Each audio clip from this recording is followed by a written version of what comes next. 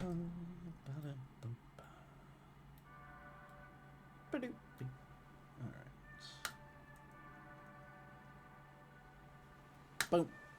Hello, everybody. Ghostly, how are you? The kids are asleep. Welcome in. Oh, I like the little dragon blinking eye. And Princess says hello to you all. Welcome, welcome, welcome. How is everybody on Hump Day, as it is known? How is the Wildlight? The Wildlight is doing all right. The Wildlight, meow. Yes, she was prepped and ready for stream today. But yeah, doing all right. Worked on pork videos all morning, and I'll have to go back to pork videos after I'm done. So I continue to be drowning in pigs. Let's see. Ghostly is excellent. It's her Friday. Oh, that is fantastic. Personal Friday. That is good. Looking forward to your personal weekend, Ghostly. Because I would be. Kids, I'm asleep. How are you? I'm asleep. The kids are asleep. I'm asleep, actually. Doing all right. That's good. That's good. Hopefully, all right. You gotta go to Dallas? Ugh, no one wants to go to Dallas. Dallas.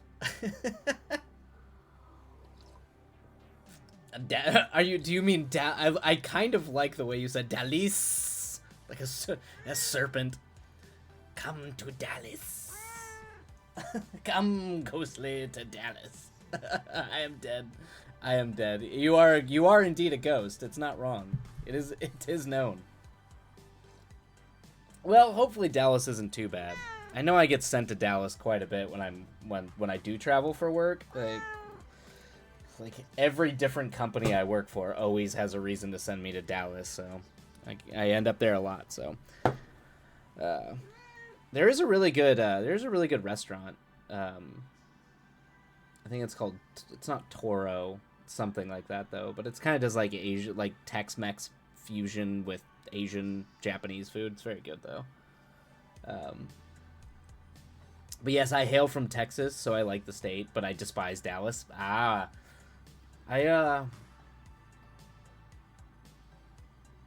am also being voluntold. What are you doing? You want some tea? Yeah, I was gonna say you were like out in the boonies in Texas though, right? You were like out in the country. Yeah, the only places in Texas I really have a good time are I mean, I love Austin. I was in Austin last year, but I went to a few film festivals at Fantastic Fest out there. And I had a really good time in Austin.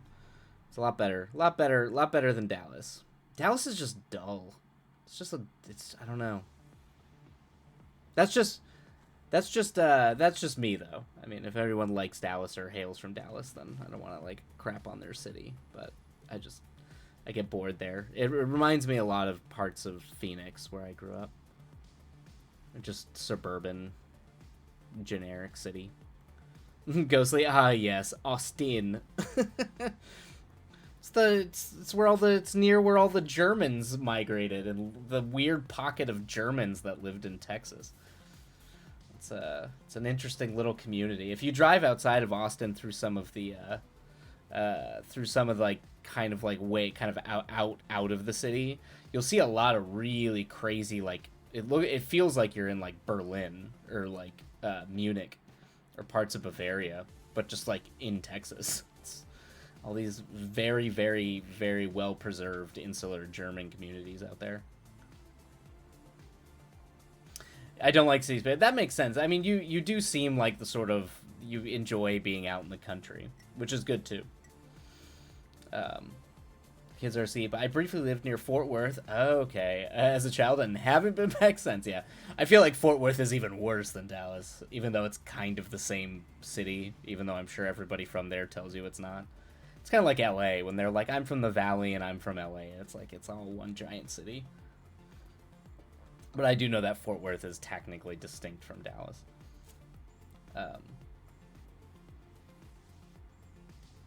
Go say, oh, I forgot to mention your notes of influence. Oh, well, that's good. I'm glad whatever help they were, they helped somewhat. That is the goal of giving notes. So throw out the ones you don't need and the ones that you find helpful. Hopefully they do help. But yes, indeed. Yes, indeed. That's good. I'm glad. How goes? Are you reworking it, or are you just continuing the editing, or are you trying to finish it, Ghostly? Because I remember you were like editing, but you still haven't technically finished the novel. You like went back, if I remember correctly, or did you finish it and then now you're going back? I can't remember. Because of your Hangout movie notes, I changed the relative perspective of the main character from chapter 5. Oh, interesting. To the witch. Oh, okay. Because of my Hangout movie notes. I'm glad that the Hangout movie notes. Oh, you finished it. Okay, but you scrapped it all. Ah, that happens.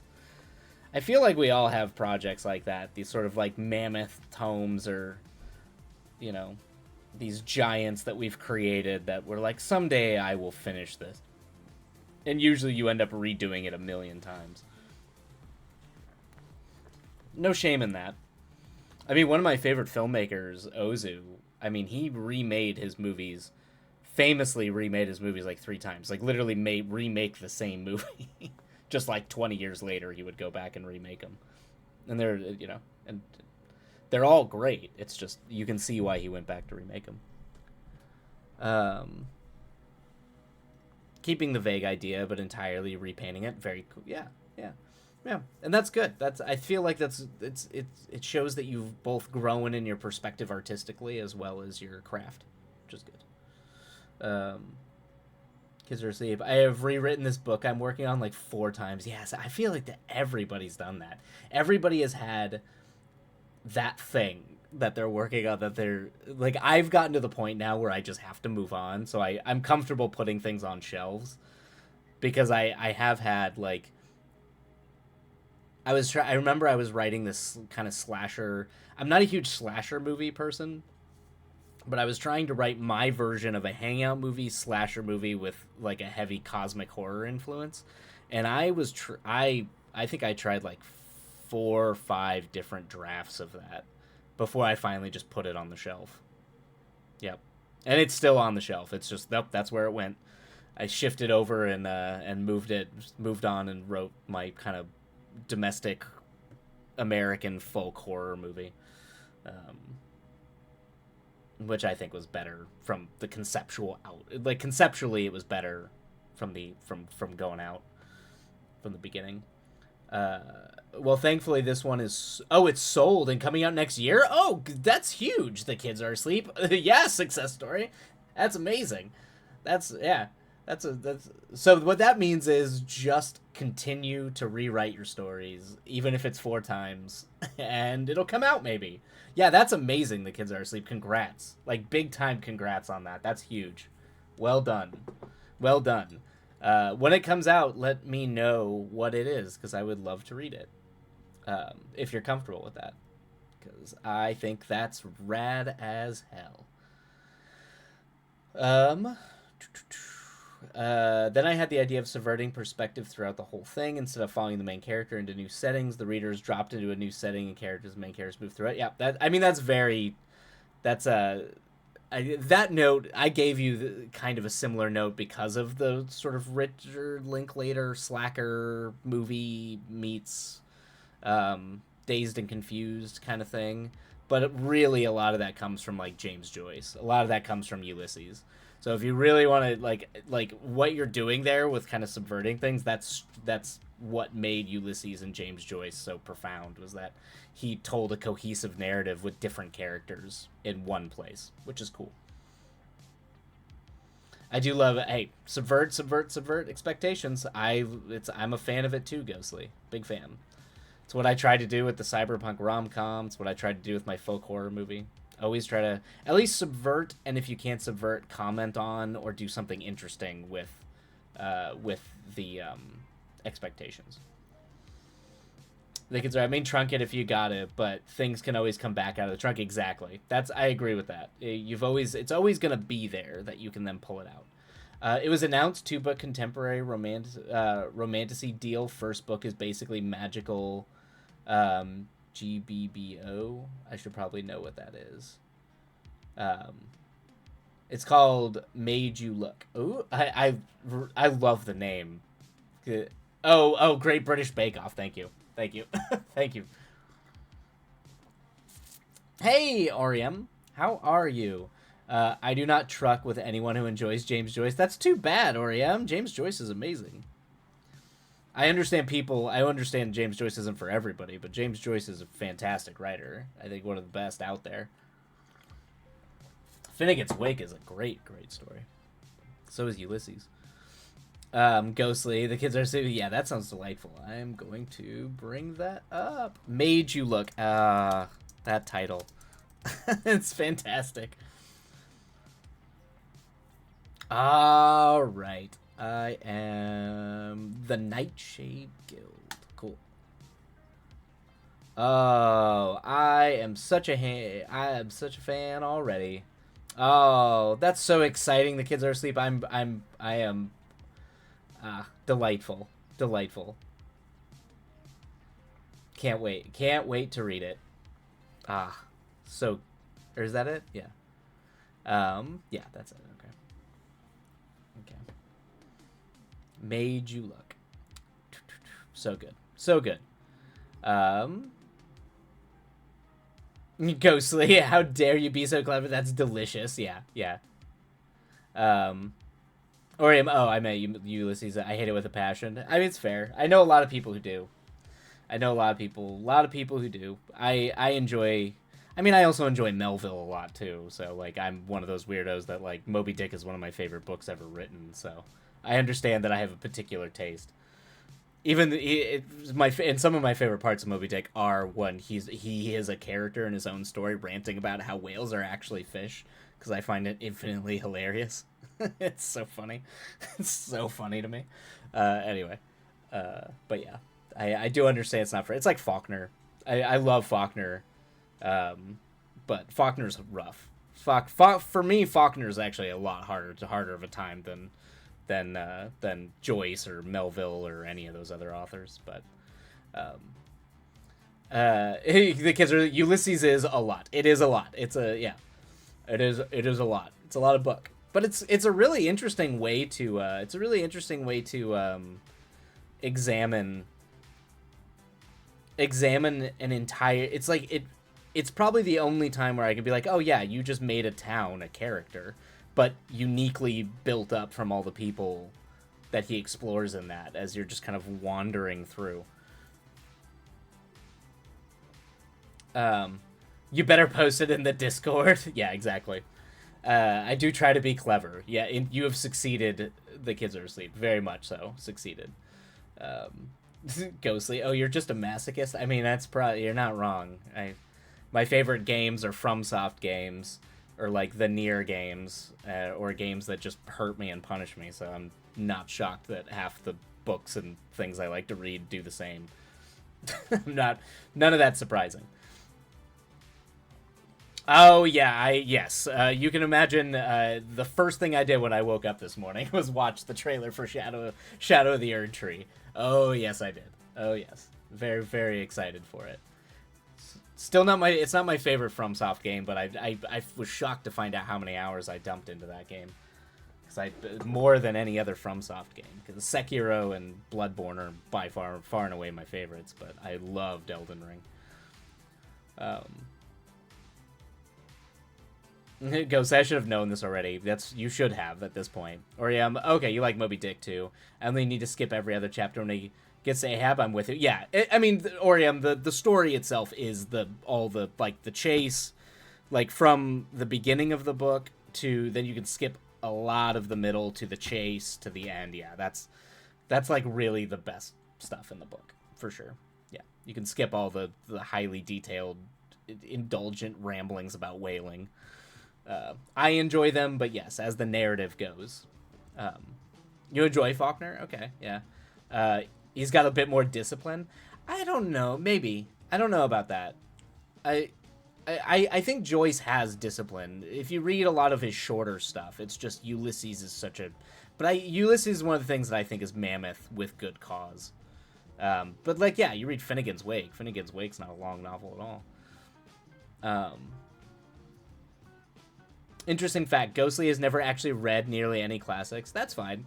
You might get around to it eventually, but I don't know if it's absolutely necessary. I recommend it because I think there's a lot to be had from them, but I don't think it defines you as either a person or a writer to need to read the classics. Yeah. But I think there are things that you can glean from them that are insightful. I was a nerd. Like, I listened to a lot of classical music and read a lot of classic literature as a kid because I was a weirdo. I actually didn't read a lot of contemporary fiction until much later in my life. I try to read the classics, but I usually fall halfway mark. They're pretty boring. Yeah, I don't agree, but I can see why you would think that. It's fair. They definitely are. They can be more alienating for sure. Huckleberry Finn was really hard to read, took 3 times, and is now one of my favorite books. Yeah, Huckleberry's great. I love Twain. Man, anything. Letters from Earth by Mark Twain is up there with like some of the best stuff I've ever, particularly for like American literature. It's some of the best American literature ever written. The Kids Are Asleep. Some classics are classic because they're awesome. Some are classic because snobby white dudes like to write essays. Exactly. Yeah, that's fair. I think Kids Are Asleep that's probably the best. That should be put above every sort of must-read sort of, list. Is some of these are classic, some of these just a bunch of pretentious, white people said are important because they talked about white people problems. And in a particular class, it's not just white people. It's a particular class of it's a class of white people and a class of like Eurocentric white, very specifically Eurocentric white people.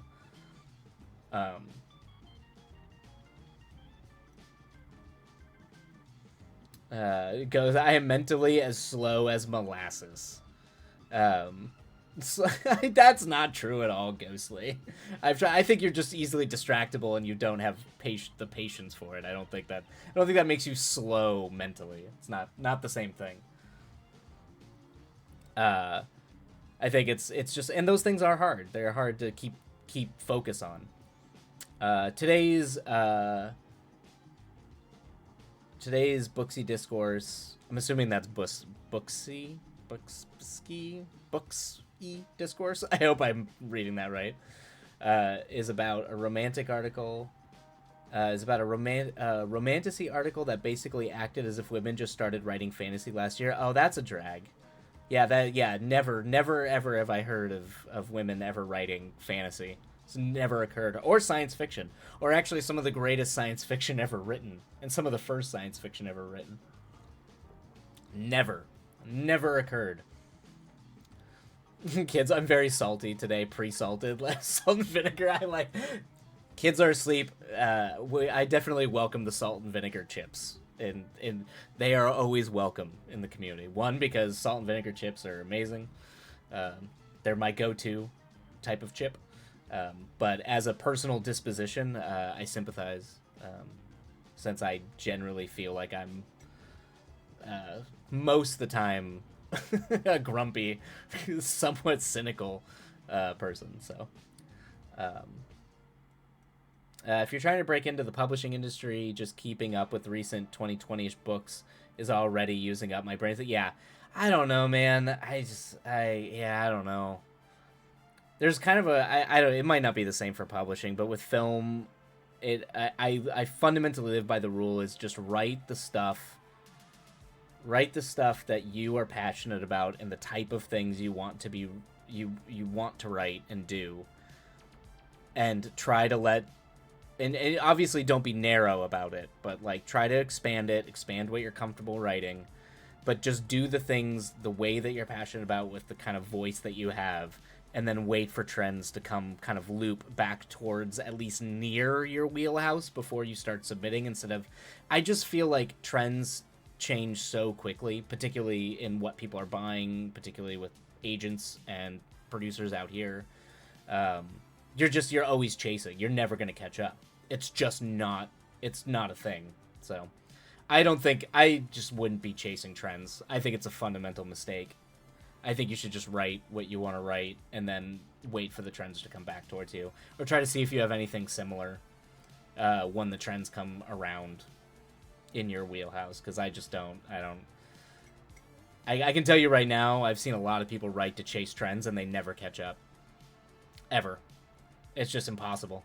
It's impossible. And it takes longer to write a novel than it does a screenplay. So I can only imagine it's even worse for novelists or anyone working in prose.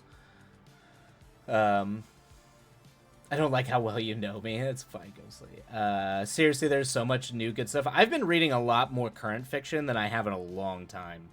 I'm mixing it up with old stuff that I've mixed. So I just read Anne Kavan's Ice, which is incredible. We Who Are About To, and by Joanna Russ. So like a lot of old 60s sort of feminist sci-fi, underground kind of horror sci-fi, and then now I'm reading I think it was actually I think it was you, Kids Are Asleep, who were you the one who suggested Iron Widow? Because I'm writing this mech series. I know somebody was recommending Iron Widow, and so I started reading Iron Widow, and I wasn't. That might have been you. Okay, yeah, I like it. I'm thoroughly enjoying it.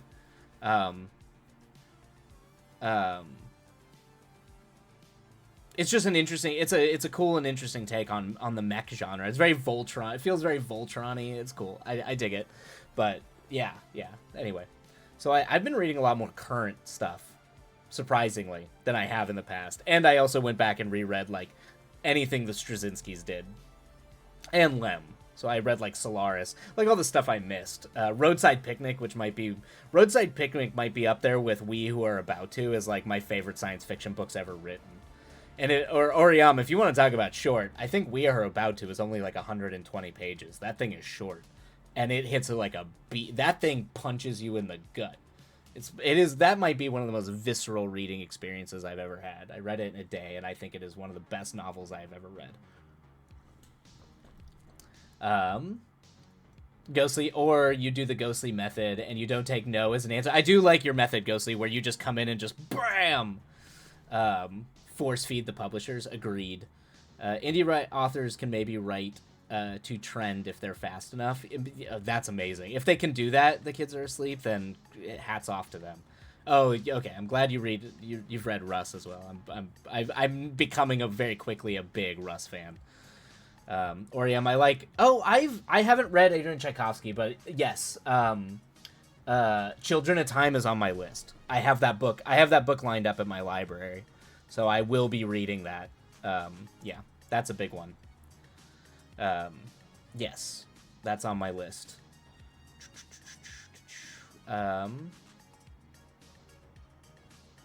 Yes, that's heavily influenced by Darling in the Franxx. Yes, the Kids Are Asleep. You and I have talked about Darling in the Franxx because I'm a giant Evangelion fan. So trying to like lean into weird psychosexual existential mech drama is like my jam. And Darling in the Franxx became like a weirdly eugenic nonsense fetish thing, and it bummed me out really bad. So anyway, yes, I do see the influence. Obviously, the influence comes from Darling in the Franxx. So I can see that. Obviously, yeah, with the consort thing, I can see what they're doing there. It's already a much better version of Darling in the Franxx. Tchaikovsky just won Best Series for the Hugo series Hugo for. Okay, yeah, that makes sense. I've heard a lot about it, and I've heard it's really good. So yes, Tchaikovsky's on my list.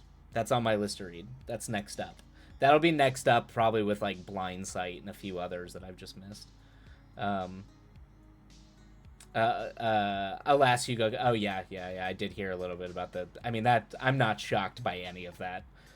Once you're talking about holding a convention with people who might write certain things about, it's just don't. Chengdu. I've spent a lot of time in China. I just don't. I'm not shocked. Not shocked. Chai was well deserved, regardless of the idiot Hugo people. Yeah. That makes sense. Kids Are Asleep. Yeah, my friend has a great Evangelion. Oh, really? Essay coming out in the Uncanny. I would love to read that. I wrote a few Evangelion essays in when I was in college, but none of them obviously went to a magazine. Sadly. Is that sad? I don't know. I don't know. I don't think I was a very good essay writer, even though I was a philosophy major. But it's like essays, like a fun essay that you can read that makes an argument, is very different than like a philosophy kid's essay, because that's just boring and semantic and tedious to get through. Oriam, sci-fi is actually in a better spot than fantasy. I could see it. I don't know if I've read a lot of current fantasy.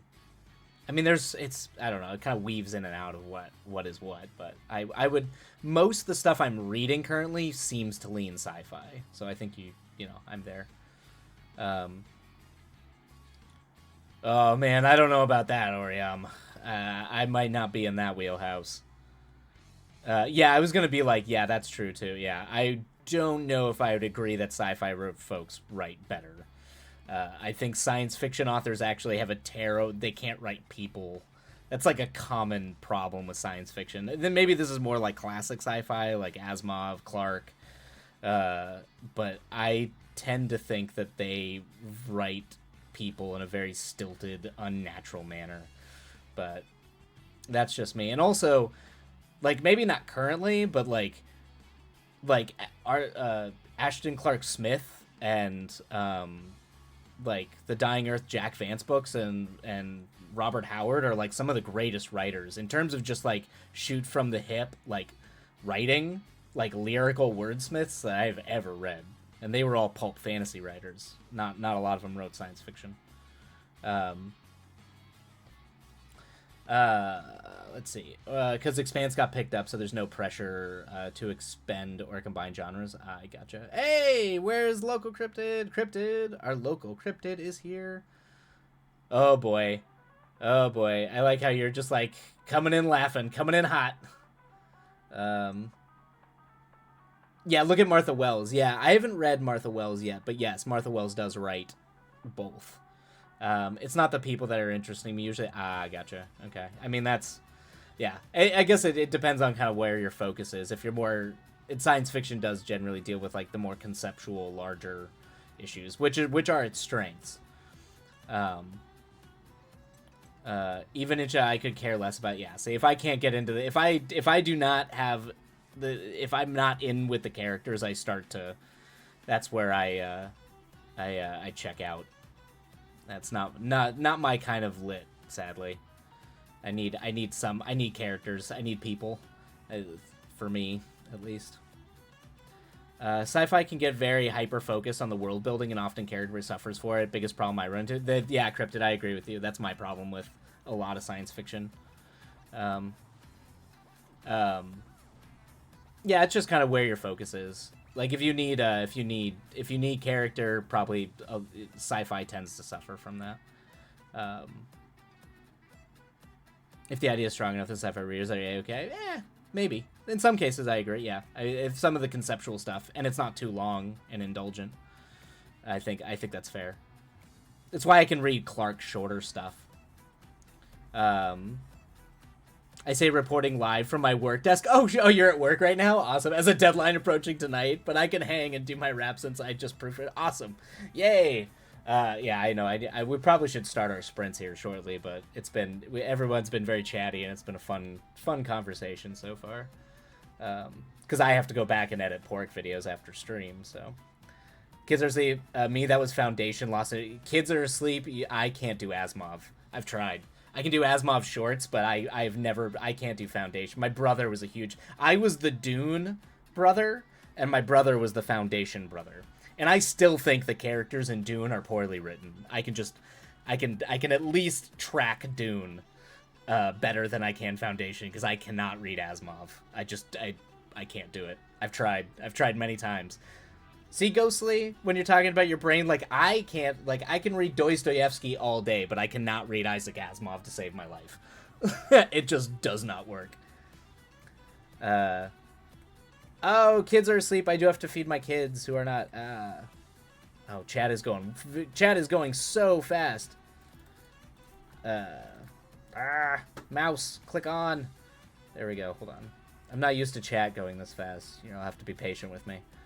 Let's see. Different readers, preferences definitely lead to different authors. Exactly. Kids are asleep. Very true. Oh, Ghostly. Yeah. Shall we all look at Neil Gaiman, who both did fantasy and sci-fi? Yeah, but what is Gaiman's, like, sci-fi? Because I feel like he mostly does, like, fantasy leading into science fiction or magical realism, which I tend to read more of, so it's probably why I've read more Neil Gaiman than most. But has he done science fiction? Like, what sci-fi has Neil Gaiman written? Would we consider Neverwhere science fiction? I guess we might. Let's see here. Oriam, I'm not here to read sci-fi spicy pregnant barbarian alien. No knock on Ice Planet Barbarian. What is that, Oriam? I've never even heard of that. What is that? The kids are asleep. I like romantic stuff, but not that. Yeah, I was gonna be like, I don't even know what that is. What are you even referring to?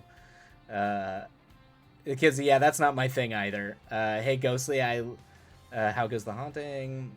Oh, sorry. I love the foundation. Yeah, see, I think you and I think we just approach the books we like and what we attach ourselves to in narratives different, Oriam, because, like, I can't do Foundation and I can't do Asimov, but I'm glad it works for you, man. I'm glad it works. It taps into it. Oh god, it went so fast. The Hugos are dead. Long live the Hugos. I love it. Asimov was a kind of dirtbag, so it's easy to let that go for now. Fair enough. I mean, a lot of those old authors were, let's be honest. Like, a lot of old-time authors were dirtbags. Where's the... Thank you, Wildlight. Oh my god. Thank you for what? I separate the author from his personal foibles. Yeah, I mean, you have to certain degrees, but you always have to. Authors write from their foibles, so it can't really... fair enough. And on that note, dinner. All right, have good luck with the kids before they're asleep, and the dinner.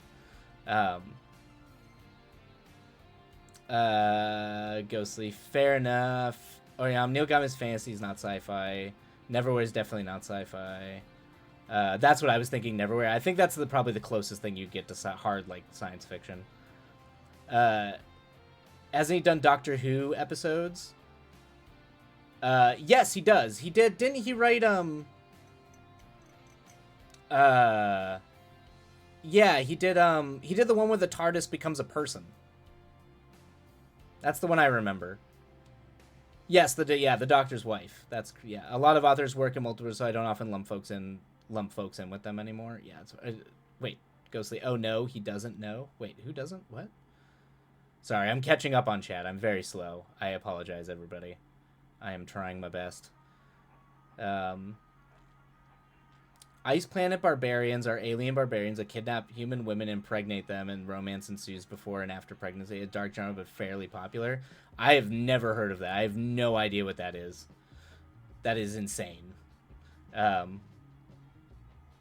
see. Neil Gaiman did write. Yes, yeah. Ghostly, he did. And I think there's other episodes Neil Gaiman wrote as well. The one I remember is The Doctor's Wife. I haven't watched Doctor Who in a long time, but at some point we can go into deep diving how I was into Doctor Who before it was cool in the United States and all that, because I'm a hipster, but, you know, whatever. But I also don't watch it anymore and haven't watched it in years. But, yeah, anyway. I actually respect that author because it's obviously their kink. I mean, yeah, if people are there to read it and that's what you want to write and do, that's fine. Just let it be its thing. I have no interest in going anywhere near that. He's done the best one. Yeah, The Doctor's Wife. Oh, thank you, Cryptid. Thank you so much. I'm trying. Orson Scott Card branches in both worlds. Yeah, that's probably true. I'm vaguely familiar with the sci-fi fiction erotica from my early editings, back when romance ruled self-pub. Does it not anymore? I don't know. I know that I do know that there's a lot of people that do self-pub. I'm fine with, you know, write your kink and do your weird thing. It's just there's certain kinks and certain weird things, and I'm like, that. I mean, that literally is the history of Pulp Fiction, because it was all written by a bunch of like weirdo dudes in their basements, like writing anything that was kind of their kink. So I'm glad. I'm glad for other voices than just that, because it sounds like Ice Barbarians just sounds like, yeah, that sounds like the kind of shit that you see on like bad trades back in the 60s and the 50s. It's not for me, but you do you. Not here to yuck anyone's yum. Yeah. If that's your thing, publish it, write it, do your thing. Ghostly put in an autobiography. About how you were a Doctor Who elitist. Yeah, I was able to get, and the reason I was able to have on my VW bus, my hippie van. I was able to get a Doctor Who vanity plate because nobody in Arizona knew what Doctor Who was, and there were no vanity plates with Doctor Who on it. At the time, I tried for Cthulhu because I was like really into like Lovecraft and cosmic horror and all that. Someone had taken that, so I got a vanity plate because in Arizona it was like $20 extra to get like a vanity plate. So I was like, I don't know, I have a bunch of Doctor Who on VHS from like PBS, so I'll just do that. and I could. So I remember some weirdos would honk at my car and like scream Doctor Who at me out their window. You could small little niche community back in the early 2000s. Long before the revival hit on BBC, which I think was 2005, I think is when the Christopher Eccleston one started back up. But it was big in like audiobooks, like books, like book publishing, and Doctor Who was still very much alive in like audiobook and publications. It doesn't matter how much back in 2020 it was only romance. Now I get to work on fun mysteries and urban fantasy. Oh, I'm glad that urban fantasy is a thing. That makes me happy. I wonder if like RPGs like because Blades in the Dark kind of, I feel like a lot of people play Blades in the Dark and, all that, like, Powered by the Apocalypse stuff with, I feel like, tends to live in urban, it tends to be urban environments. It kind of, like, brought back what was big in the 90s with, like, the Vampire the Masquerade, like, LARPing crowd, which was all, like, dark urban fantasy. So I wonder if that's leading into it, or if that's just a trend and there is no explanation for it. Wait, do you have a dub bus? Do you still? No, my VW bus caught fire and exploded when I was in college. I only had that car for like 5 years. It was my favorite car. I love that car. It was bright yellow. It had 2 beds because it was one of the camper ones, so it had like a pop-up.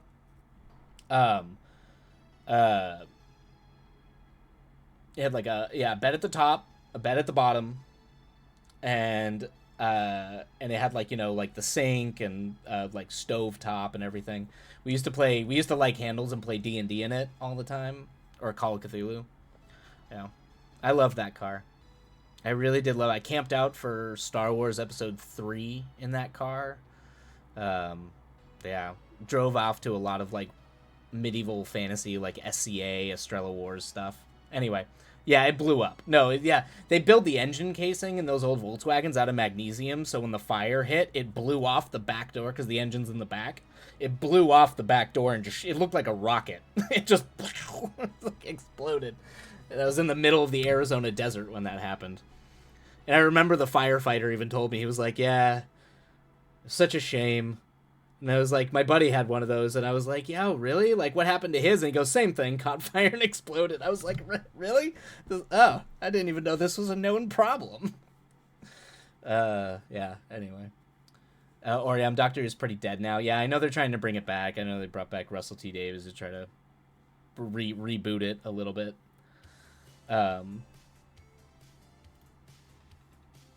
Oh, definitely. You would probably really dig this new series, Twilight. I'll put on Discord. Oh, yes, please. Yeah, please do. Put it in the Discord. I'll check it out. I absolutely would love it. Strange question. Where do editors congregate? Ghostly is like ready to find these editors and be like, throw your tome at them. I love it, Ghostly. It's so great. So you're just like, I will find them, and they will read until their eyes bleed. Editors are us. No, caught fire. Holy shit, that's impressive for Volkswagen. Their old stuff is pretty unkillable. Yeah, it is until a fire gets anywhere near the engine casing somehow. EFA is where a lot of us go. I left because there are some issues with transphobia and now AI promotion. Oh no, but overall, pretty good egg. Oh god, it's getting everywhere. It won't stop. Ugh. To both those things, it's a big drag. Now I just hang with editors on Discord, and we have a few communities there outside the professional sphere, which is nice. Yeah, I was gonna say, I'm assuming you meet other editors like at your office job, like where you're at, where the publisher you're working at. I'm assuming there's some sort of communal environment. Ghostly, where is thank you, Noda. What do you rate? I mean, that short you posted earlier, Ghostly, that I'm pretty sure could get published. You probably send that to an editor magazine. You posted it in the writing feedback earlier. Which one was that? I have to open Discord. Let me see where we are. Yes. I gotta go back and find it. Originally, you had posted it because I thought it would work well for a fantasy, like if you can find a magazine or something to submit. It's not. I mean, Pretension Most Foul, you should absolutely submit to places because that's very good. But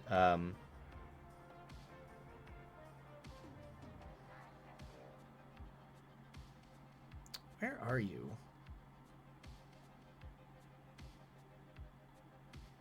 Oh, was it Sorrow of a Shadow? Yeah, Sorrow of a Shadow. That would work in a particular a shorts submission. The Piron one, or the Shadow, yeah. I did. I haven't given feedback on it. I can do that at some point. I have to go back and reread it though, because I read it a while ago and forgot. It was when I was sick. Whereas, you absolutely can. Okay, yeah. Oh, that's nice. God, I know that racks up. It's like feet of film when you're calculating film costs, but it still sounds so little. But I know how that works. When you're like, oh, it's only 35 cents per foot of film, and then you realize you're shooting 60,000 feet of film, or something like that. We gotta make a living wage here, but I'm happy to help folks make it easier to finance. Yeah, exactly. Gotta help each other out. But yes, always remember to pay people for their time and their art, because that is a thing that the world clearly does not care about, that we need to influence more. Is you should pay for art and value artists and craftspeople. It is very important that you do.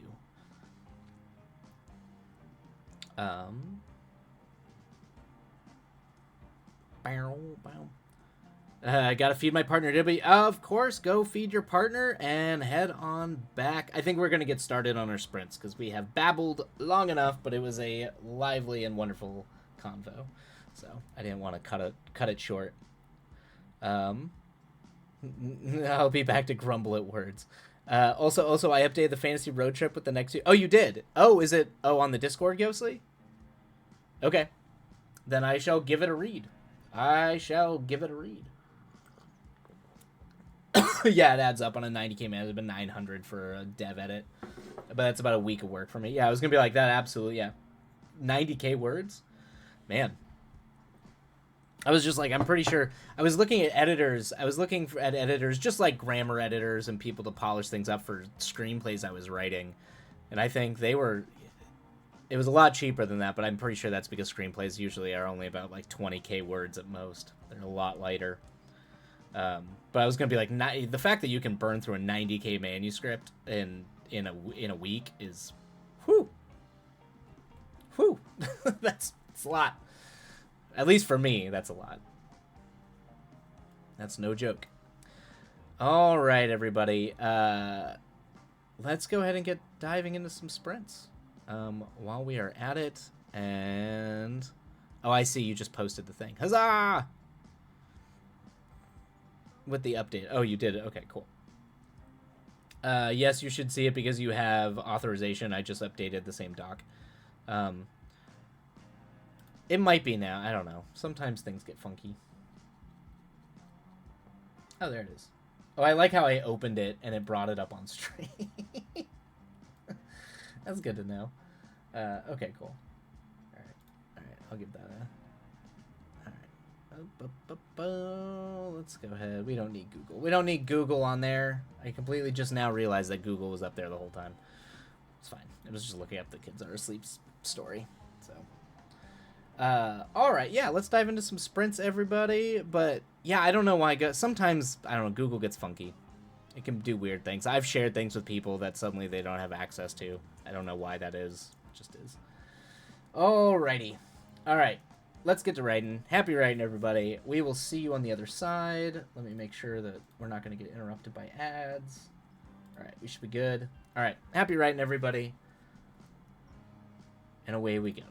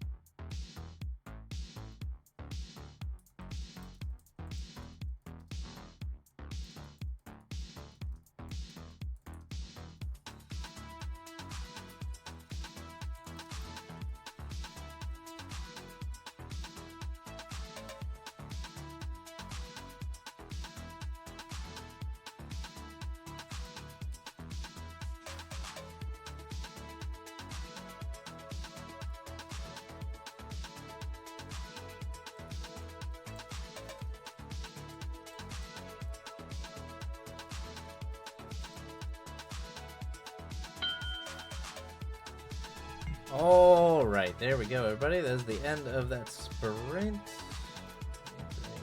the music down. Boom. Start the down timer. Bam. All right. Hopefully that was a productive sprint for everybody. Life with Lex, hello. Welcome, welcome, welcome. How art thou? How goes your time zone, your hump day? Or Wednesday. I like calling it hump day. I guess for Ghostly, it's Friday. It's the Friday for Ghostly, but for everybody else, middle of the week. Middle of the week, just get through it. Doing pretty good. How about y'all? Doing well. Doing well. Living my best pork life in my best pork world. Feel like I'm almost at the point where my brain is so broken that I'm gonna start doing covers of Eiffel 65's "I'm Blue," but about pork. Just gonna make a really trashy Euro techno song about pork and bacon at this point. But yeah. Oh no, not the pork life still. Oh, the pork life shall continue. I was editing that all day, taking a break to do some creative fun stuff while on stream, and then after I'm done streaming, I'll be back doing the pork. I have to have 2 videos done by Friday, which is why I'm having to try to. It's good, but it's also bad. It's bad because my life is consumed by pork, but it's good because I'm trying to get it done faster. But luckily I was able to get that first video out, because the first video was the one that they wanted to like go show investors and public facing and stuff for some convention. So that's done. That's over with. So that's good. So now it's all just other stuff. I guess you can say they're really hamming it up. Yep. Yeah, I will welcome all the pork puns that you have. I welcome you. I mean, we all know when I start getting crazy, I will absolutely say, "Hey, Itachi, how have you been? How art thou? Welcome in, welcome in. Hopefully you are having a delightful time zone." Yeah. Pork buns. Yeah. I mean, good. I mean, I was literally saying they're making bacon of my ham, because I can't help myself. So yeah, it's either the poor. I mean, we literally, the hard drive with all the footage on it, we call the meat drive, which is an endless series of jokes come from that. But yeah, it's a whole thing. Oh, cat smell problem. Oh, gotta go take care of that. The kids are asleep. Good luck. Oh no. Hello. I do what I can, Ghostly. Oh, the shades. The cat shades. Never can get enough of the cat shades, but. Oh, how is everyone? Let's make sure the ads. We will run the ads before we hop back into our next sprint, but. Oh, man. But yeah, how goes the writing? How's everybody's week going? You know, once my life gets more interesting and I'm not just constantly being asked to make people talking about different types of meat interesting. I don't know. It's the only thing I can think about. It's the only thing I know anymore is pork. And I hate it. I hate it, everybody. I hate it.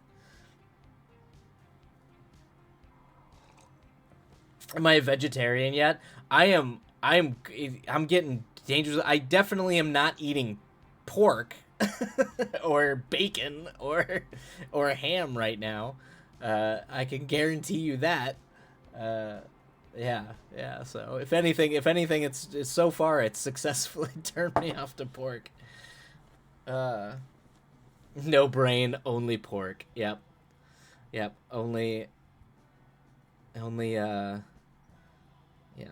Yeah, the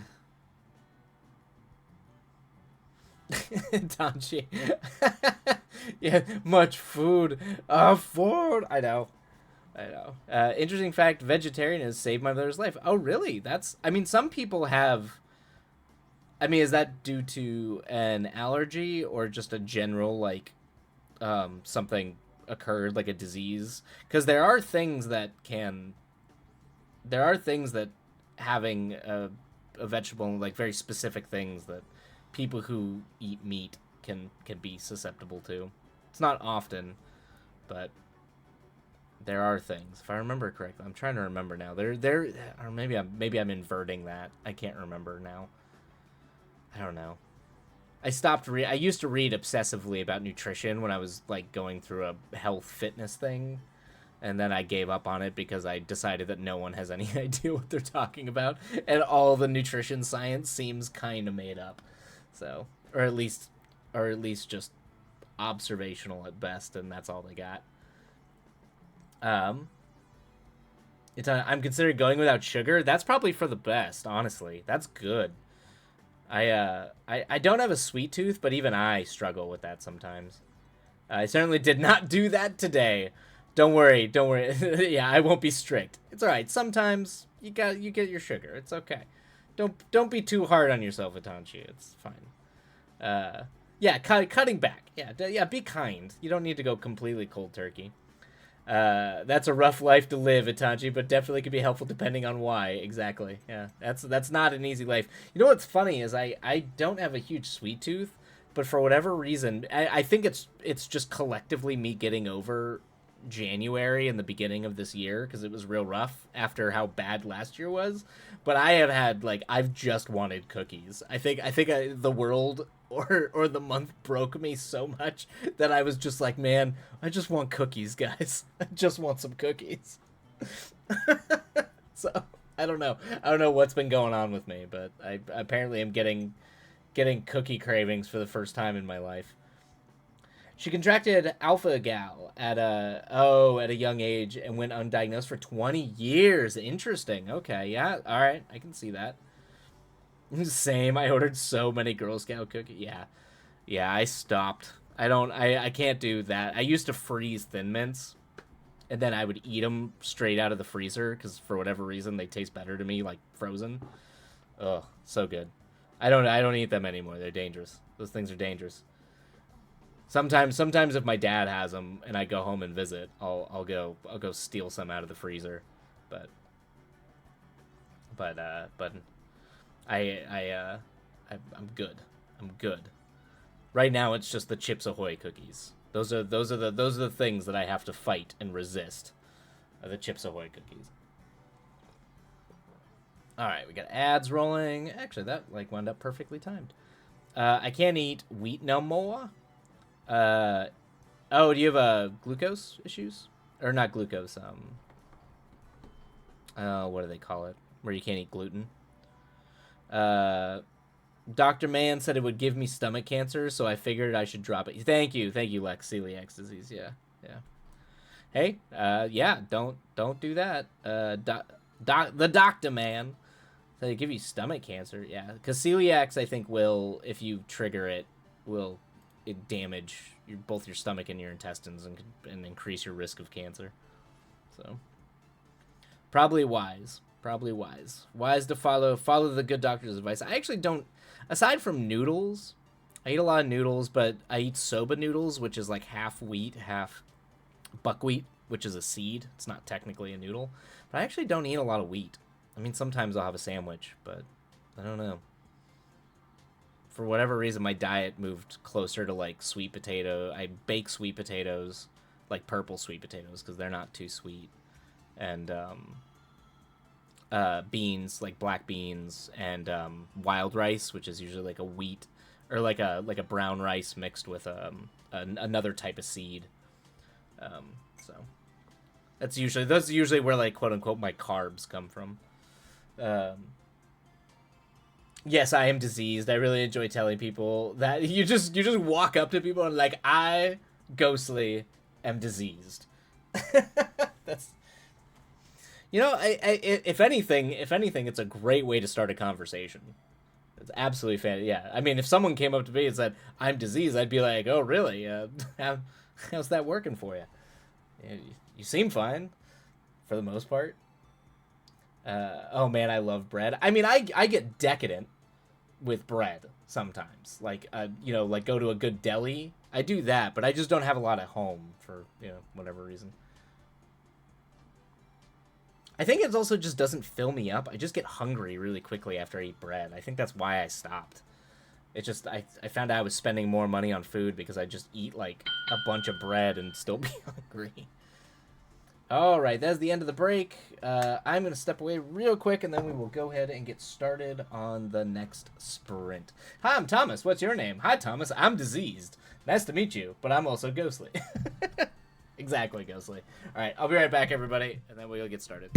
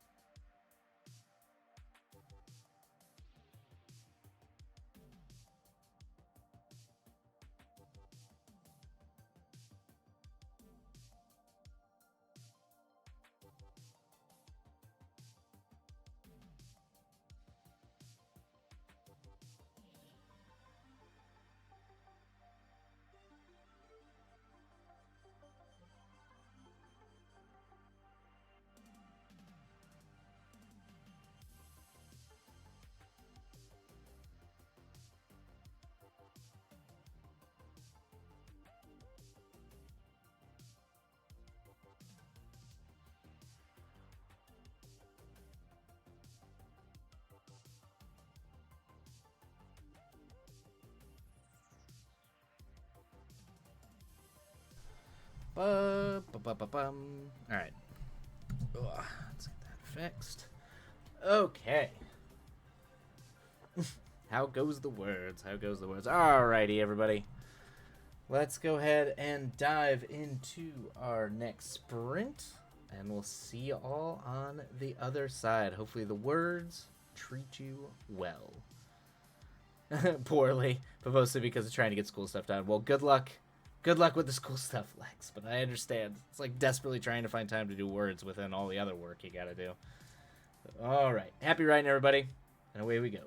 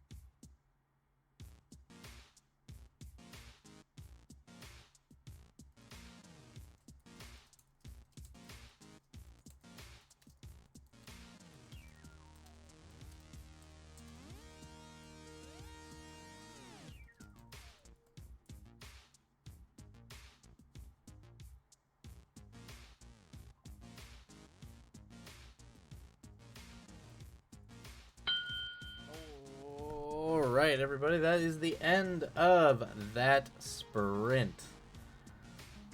Let me bring the music down. Bam. All right. Hopefully that was a productive sprint for everybody. I spent most of it talking about the world of AI and publishing, which is dystopian as ever, it sounds like, but at least it sounds like some people are grouping together against it, which is good. Because, yeah, the most dangerous part about that is that stuff being normalized. Or just normalized and being accepted, but... it was. Oh, good. Good, Cryptid. It was. Just got 8 pages left, and then CC. Awesome. Bam. That's great. Well done. Okay, scary good. All right, I'll check it out. I will check that out, Itanchi. Always looking for good stuff. Edit complete. The kids are asleep. You did it. Congrats. Awesome. Well done. Well played. Oh,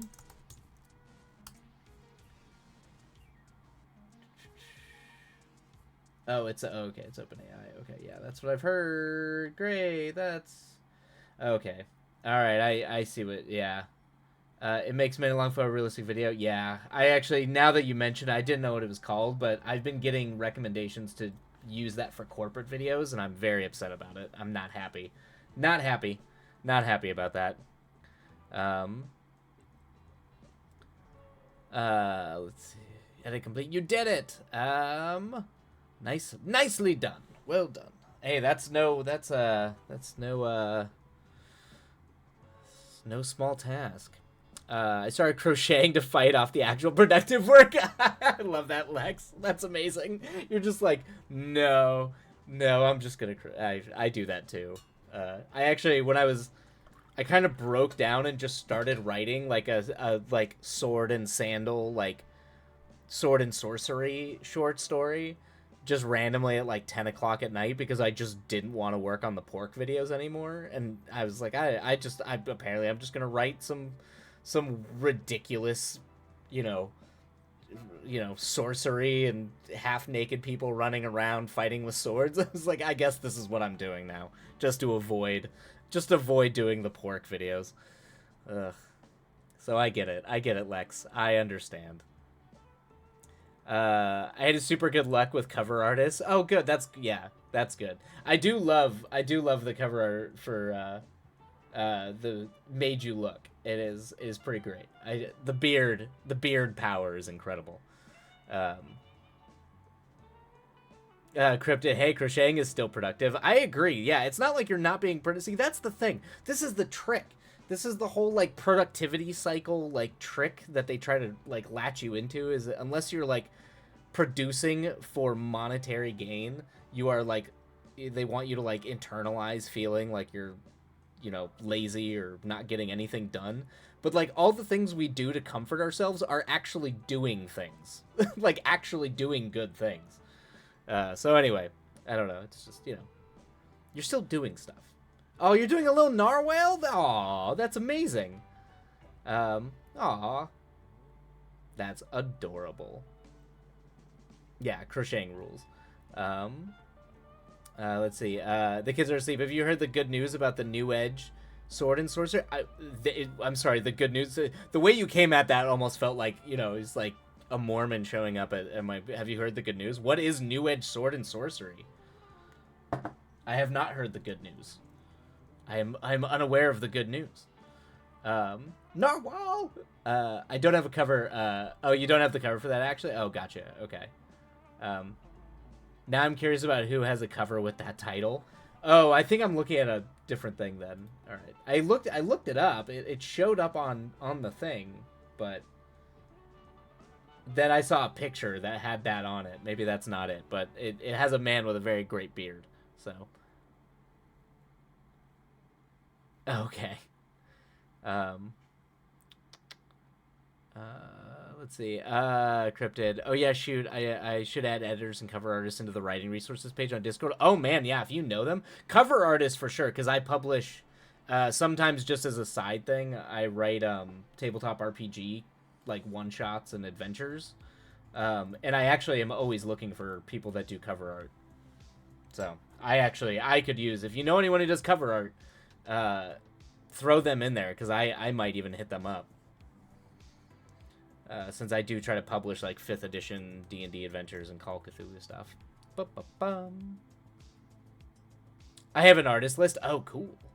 Now I want my little narwhal image. I know, I do want. I kind of want to picture Lex. If I'm gonna just start looking up crochet, like crocheted narwhals. It's too adorable.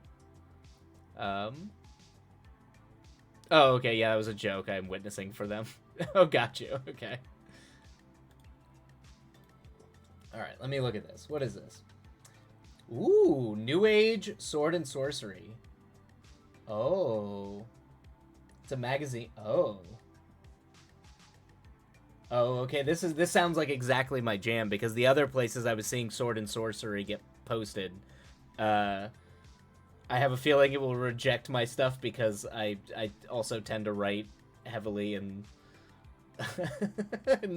non-hetero things. So, this looks perfect. Oh, I'm gonna have to check this out. Maybe I'll submit. I am writing a short story, so maybe I'll submit to that. Cool. Definitely. I work mostly in self-pub, so I've curated a few names over the years. Awesome. I can't say the artists on my list have like low rates, but they're good. I mean, that doesn't matter. Yeah, it's fine. Usually for those sorts of things, I just pay whatever they charge. That's the whole point. Pay them what they're worth, if you can, or just save up and then pay them. Oh no, I've been ad hit. Kirsten Bezos. Oh yes, run for. Oh, are the ads running right now? Oh, they are. Damn it. Sorry about that, everybody.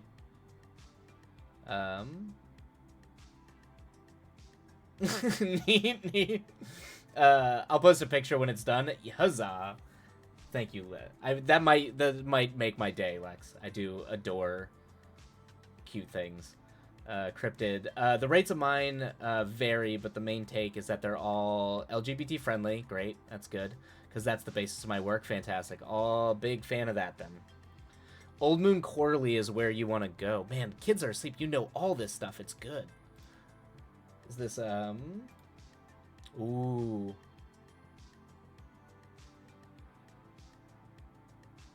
Oh, this looks like my jam. It's got the old retro art vibe to it too that I'm a big fan of, like the old like 1970s, 1980s fantasy D&D vibe. Okay. Maybe I'll submit to this. I actually should read some of these too, see what kind of stories people are writing. Oh, I love this. But I am very happy for the New Age. I also like the title, New Age Sword and Sorcery. Like, we can bring all the weird, crazy world of sword and sorcery and just, and make it not quite as, like, we can update it. Like, we can update it from the Moorcock and the Howard, as great as they were. We can update it. I am free from the ads! Huzzah! That's good. Yeah, sorry about the ads, everybody. I did not realize the ads were rolling. Because I never do. Even though I try to make sure the sprints don't interrupt them, but... let's see, I am free. I finished a little coffee mug last time. Oh, his name is Joe. Of course his name is Joe. He's a coffee mug. Joe the coffee mug. I've been doing this a while, and I want people to know things too. Yeah, the kids are asleep. You are a wealth. You Encrypted and a few other people, a few other folks who pop in here. It's absolutely lovely to see knowledgeable people, particularly for the younger people that hang out that have no idea where to start when they're writing, or where to submit, or where to do things. Because I don't know these things. I don't come from the prose publishing world. And now that I'm dabbling a little bit in it, I get to learn too, along with all the other new writers. So I am gonna save these and bookmark these. I might actually back this New Edge Sword and Sorcery thing. This looks too good. Too good. I also love the art and the design and the logo. The logo is really cool too. It's a very good like update on the old Conan, the serpent logo. and the Frazetta logo a little bit. Oh, nice. They got a freeze. Okay, good. It tells you. Oh, you didn't get the ads. It seems like older phones get low ad counts. Interesting. Is that true? That could I mean, I have no reason to doubt you, Itanchi, but that's cool. If that is the case, then the benefit of old phones are like we can subvert the advertising, you know, the advertising monstrosity that is Twitch and Amazon and Bezos in general. So it's good to know. Good trick. Keep your old phones to watch Twitch streams on. There's a free issue 0. All right, I will check that out. Yes, I'm gonna look at this. I love it. Oh, really? You get no ads on Webtoons? Yeah, so apparently it just doesn't trigger. That's cool. They also got a new... Oh, they got a new Moorcock story? Of course they got a new Moorcock. I mean, if anyone's gonna be on the new cutting edge, it's gonna be Moorcock. He's like... he's... Not always great at writing female characters, but he cared, alright? He tried. You know... I still to this day throw people his essay where he called Tolkien a fascist, which I don't agree with him, but I understand the sentiment of where he's coming from, and I appreciate his angry his deeply angry progressive values. I deeply love you, Moorcock. As insane as you are. And also, some of the best Blue Oyster Cult songs were written by Michael Moorcock. So just for everybody out there who wants to go down a Blue Oyster Cult thing. He wrote the album like Veteran, or the song Veteran of the Psychic Wars and all that. Great album, great songs, great album. A lot of it written by Moorcock. Godzilla, yeah. I mean Blue Oyster Cult rocks in general. Godzilla's a great song. I mean Don't Fear the Reaper is a great song, but let's see here. Where's local? I worked in my library and indie bookstore, so if anyone needs help getting into either, I am here to... Ooh, yes. There are many of the young up-and-coming writers do that. Always seek knowledge from those who work in the industry. It will behoove you, and they are there to help. The good people. They are good people. Librarians are knowledge. Yes, I imagine librarians are... They're just straight up knowledge paladins. It's such an amazing term. But I know that for a fact. All my favorite people in college were the librarians. And many of my best friends from college actually became librarians. So, yeah. Looking at you, Ghostly. Looking at you. The wealth of knowledge. Book hoarders are dragons? Yeah, 100%. Ghostly, you ever just sigh? Why look at me? Ghostly, what? I mean, yeah, I guess. I felt that. I think I get what you're getting at, Ghostly. I think we've felt that. Cryptid, that was me. College librarian. I love being the weirdo working in the background. Yeah. Some of my best friends, some of them weren't working. My favorite people were the people that worked in libraries, and then, yeah, many of my friends who I just were friends with ended up going back and getting hired at the library later on. My department has I mean, if I could afford to work at a library and live in LA, I absolutely would just do that and be a writer on the side. I'd probably be a lot happier of a person. My department had the library and info sciences major in it, and I was just awestruck yeah, I'm sure. Exactly. Ari Salvatore was an alumni from my university, and he would just appear for no reason at all. I mean, I would. If I had access to my school library, I would be there all the time. I would go right there. I'd still be writing at my library. I wouldn't even do it from home. I would go right from the library. No, I missed the context. I too did just heard, look at you go, oh, because everyone was talking about resources, like Cryptid, and everyone's talking about resources for up-and-coming writers. So I was like, look at you, Ghostly. The meeps of the child, yes. The furry baby is here on my lap, looking for attention. Kitty!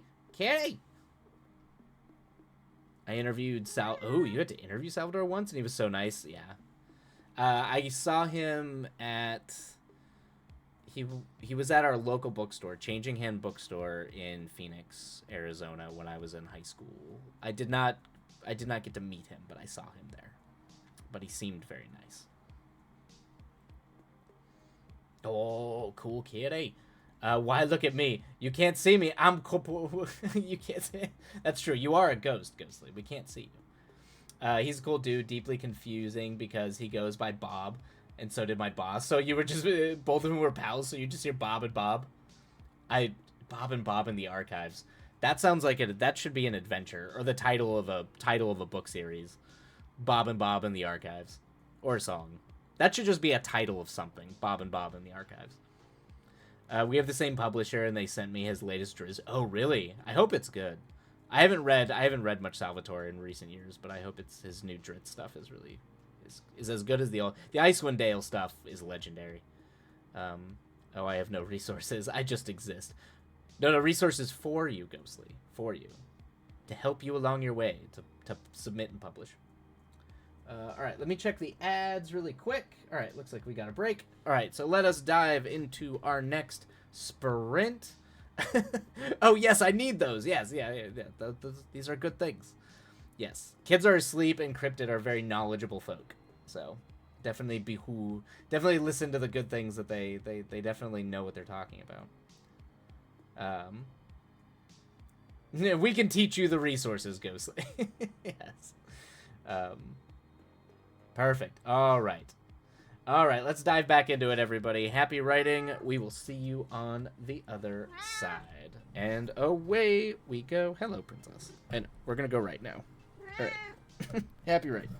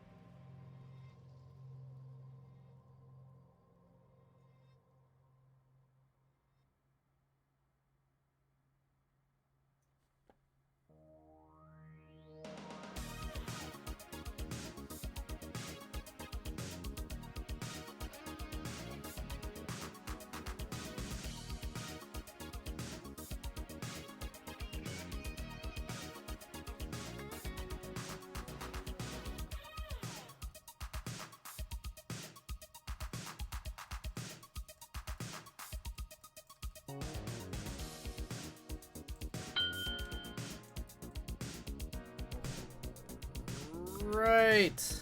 There we go. And that is the end of that sprint. Hopefully words were had.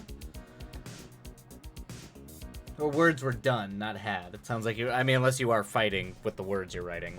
In which case, I hope you came out the victor. Alright,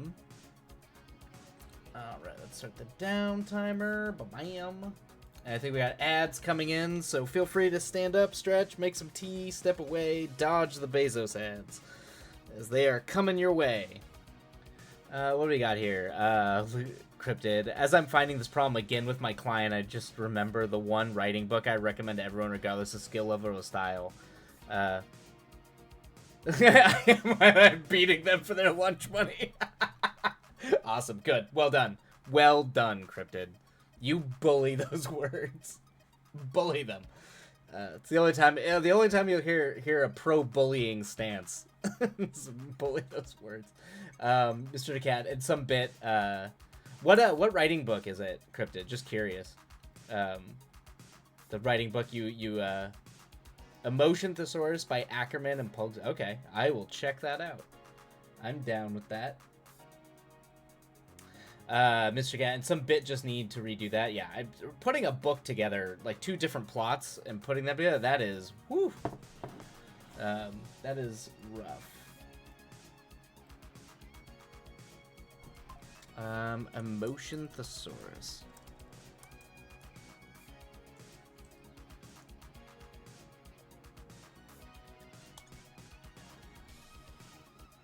Oh yeah, I'm definitely checking this out. That looks like a good time. Awesome. Cool. I'll check that out. To character expression too, so that's even more even more up my alley. It's character expression, good character work is always good. Let's see. You got it for Christmas, Lex? That's awesome. Oh, say hi, princess. It lists emotions like a dictionary with different cues, both internal and external, describe them on page. Oh, interesting. That's cool. So it creates a whole list. I could actually see that. I used to know people who would do, when they would direct scenes, they would do emotional arcs, and they would list each scene on, like, leveling each emotion, at what level they were at. They would, like, break it down almost scientifically in the way that they approached directing the actors on the scene. I found it a little too regimented for my taste when I was directing performers, but who knows, maybe... It worked for them. But I think it was more the leveling for that. But it is a good way to keep track of how you're pitching emotions and the flow of things. I believe they have a lot of thesauruses. Thesauri? Yeah, what is the plural of thesaurus? Is it just the... It might be thesaurus. Have you consulted the thesauruses? For other stuff. I gotcha, okay. Ghostly buys right freaking now. I got the emotion stuff and the conflict one, and they're both cool. Awesome. Okay. Oh, so they have multiple ones where they do different ones. That's okay. That's cool. I highly recommend the ebook because it has a see also with escalating, de-escalating emotion that you can just tap in. Oh, nice. Yeah. Yep. So it's useful so you're not like flipping it back and forth. That makes sense. Yeah. Actually use digital books where they're more efficient than having the physical copy, which in my cases I generally tend to side with having physical copies, but that is more useful. I feel like anytime it's a reference book, that actually would be easier to have digitally. Maybe I'm wrong, but that's just how I think that might work. They are phenomenal tools and huge help when they're trying to show, not tell. Yeah, which is the most important thing. Show, not tell. Oh, that was the shortest ad yet? Yay! There you go, Ghostly. You bought it. What was the book that... There was a book. It was like about... It's not really like a writing book. It was just about examining different types of like possible structures of story. Outside of like shapes and nature. Which I kind of liked. I kind of liked that was like the approach. Was looking at nature for different types of structure and story. Or how time progresses. I can't remember... I think it was like Meander, Spiral, something or another. I haven't read the whole thing, but I read part of it. That one's more about like... I think that one's more about like structure. Specific structure. Narrative structure. Um, oh, you think your browser blocks all of it? Blocks all Twitch ads now? Awesome, Mr. Decat. That's you're living the dream. Do do do. I'm sorry to feed Bezos, but now I'm desperate to fix myself. You don't need to fix anything, Ghostly. Ghostly, you do not need to fix yourself. Don't even think of it that way. Like, it's always good to be curious and examine other things, but it's not like you're flawed, or even your approach to writing is flawed at all. And you are doing just fine. Your writing is good. Obviously, keep writing and get better, but it's not like you're bad and just squandering it or anything like that. You know, the biggest thing you want to do is have. I mean, a voice is very important, and you've got plenty of that, so you're good there. So, there's nothing to fix, Go. So yeah, I was like, there's nothing to fix. You don't need to fix anything. For editing, and this isn't a necessity, but if you want to get real nitpicky about copy edits, yeah, I have the Chicago Manual of Style. I actually got that specifically for game writing and tabletop RPG writing. But yes, the Chicago Manual of Style is probably necessary for anyone who wants to be an editor. If you really want to get into the weeds about everything. Some parts of that book make my head spin. They turned their website into a pay... Oh, really? A pay-to-play subscription? But they still sell the print... Yeah, I have a print book. Wow. That's a drag, man. Pay-to-play? Everything's going to, like, subscription models now. Ugh. Look, I have never actually questioned my process, and now it feels wrong. No, don't... I mean, Ghostly, you've written every day for like 1,300 days. Don't worry about that. You don't need to have an existential crisis about your actual process. It's always fine to like discover, if you discover anything new that you think would help you, that's always good. But you don't need to look at other people's process. When you see other people talk about their writing process, it's supposed to be, this is what I do. If any part of this helps you, you can take it and use it the way that you need it. It should never be like this is how I've done so much. The only way you're going to be able to do what you need to do is if you do it this way. Human beings are not like that. We are not machines. We're all unique and different and require different conditions and circumstances in order to do what we need to do. And we approach things differently. And that's a good thing, not a bad thing. Yeah, I was like, don't. I live by it because I have to, even when it makes my eye twitch. I can imagine Cryptid. That's why an editor is like a magician to me. That is just something my brain would never be able to fully comprehend. Always get your editor's gift baskets. Because and if there's anything you struggle with and you have to pay them to help you, be sure to also give them a gift basket, because they are doing the magic to make your thing better. Eyes on your own page. Everyone else is gonna do their own thing, and that's okay. Do their own thing. Yeah, exactly. That means nothing. You can't dig a hole 1,300 days and all you've done is dig a hole. You're not digging a hole though. You are creating. You're creating worlds and characters and stories. You're doing fine, Ghostly. You are doing just fine. You are leagues. Your writing capacities are already running circles around most adult writers that I know at this point. You're doing fine. You are fine. I mean, but if you want to dig a hole, then go dig a hole. Yeah, you're honing your craft. That is the thing that writers that is the hardest thing to do, is to write. And you are doing that without problem. You are just going. So you're fine. Whereas today on the English language is stupid and I hate it, the correct spellings are as follows: face to face, eye to eye, it is instead, eyeball to eyeball, Merriam-Webster politely, what the fuck? Oh yeah, I'm sorry, what? What? What? Why? That doesn't make any sense. What? I mean, oh man, English. English is just, if anything is proof that we have just been making this shit up as we go, it's the English language. Yeah, the so you only hyphenate face to face? That doesn't, or eyeball to eyeball, but not eye to eye. Why? Like, what's the rule there? Yeah, eyeball to eyeball with someone is just you are yeah.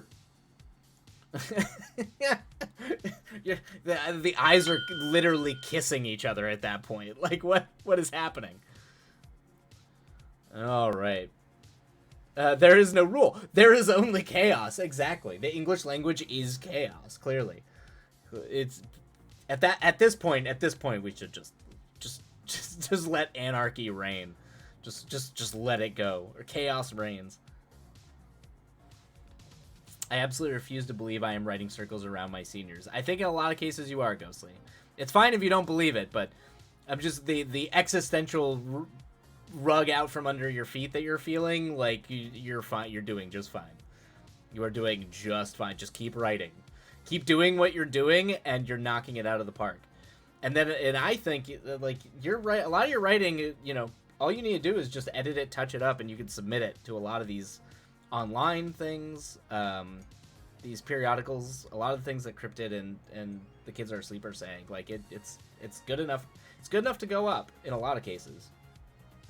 I mean, a Pretension Most Foul, I think with some editing could go. I think you should definitely submit that to like mystery or like comedy mystery writing for sure. So you've got it. You're doing just fine, Ghostly.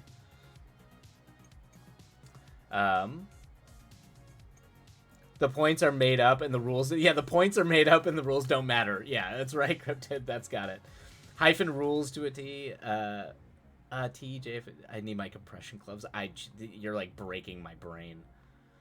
Honestly, you can even be a writer without the occasional night. Yeah, I know. We all have imposter syndrome. We all think we're terrible. That's gonna be the curse of the writer. You can be the most successful. I'm pretty sure Neil Gaiman has imposter syndrome. Can you imagine like sitting there realizing millions of people are reading your book and then you just sitting there being like, this isn't good? Like, what would that do to you? You'd sit there and be like, if you suddenly were writing a thing down, you were like, I don't think this is good, and then realize that millions of people have like millions of people have read your thing. Yeah, I'm sure he has. I have no doubt in my mind. Why, like, Neil Gaiman is dead. He talked about it on Tumblr before. I am sure yeah. That's why I love Neil Gaiman. He's great. All right, we should get back. This will be the last sprint before we're off, and I have to return to the nightmare dystopian world of pork. But I'm going to enjoy. No. Neil, I hope not. No, he's not dead. Yeah, you made up his dead. Please tell me. Yeah, there's no way Neil Gaiman's dead. Yeah, I was like, no, he's not dead. He's fine. Yeah, he's fine. Yeah, he's living his best life. Ghostly. Your existential creative crisis is stretched to thinking that Neil Gaiman has perished. It's okay. It's all right. We've all been there. I've accidentally lied to so many people. Someone messaged him about it. He gave his beautiful speech that got shared all over. Yeah. I mean, he has some amazing speeches. I turn to him a lot when I need like a pick me up, when I feel really bad about myself. But yeah. All right, let's do it, everybody. Happy writing. Get Cryptid. Get it done. Get it wrapped up. Here we go. Happy writing, and away we go.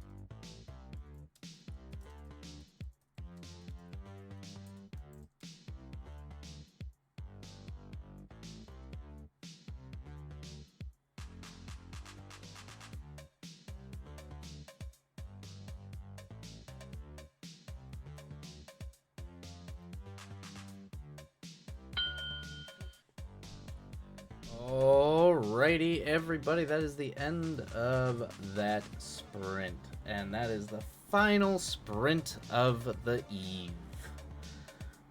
Let's go bring music down a little bit, but hopefully the words found you, or you found the words. Sounds like you were able to find the perfect word, Cryptid, which is delightful. But hopefully everybody was able to find their words, wrestle with their words, bully their words, and and get at least a little bit of work done on this hump day. But in the meantime, I have to return to go do pork videos. so I have to go and do that, which is terrible. Oh, the narwhal body is complete. Lex, awesome. Yes. Yes, I can't wait to see the narwhal body. The whole narwhal. I'm excited for the narwhal. You're halfway through your CC. I can probably finish it before the end. Finish it before end of stream. Oh, delightful! Halfway through. That is. There you go. You got it. All right. Well, I think we're gonna go and say, yeah, have fun with the park videos. Thank you. I will do my best to have fun with the pork videos. And good luck, Cryptid. It's a very clean book. That is just running. Oh, awesome. Oh, CC is just running through my. Oh, like control, quality control. Thank you. But I think we will just go ahead. And it looks like Rose is on. Rose Evan Star's on, right? There we go. All right, we will pop in. Looks like they're doing sprints. So for everybody who's going to keep writing, I hope the words treat you all well. And for the rest of you, I will see you all on Friday. Should be back on Friday. Thank you so much, Cryptid. And we'll see you all next time. Love you all. Take care. Be kind to yourselves. And your writing habits. And yeah, we'll see you next time. Love you all and take care. Adios.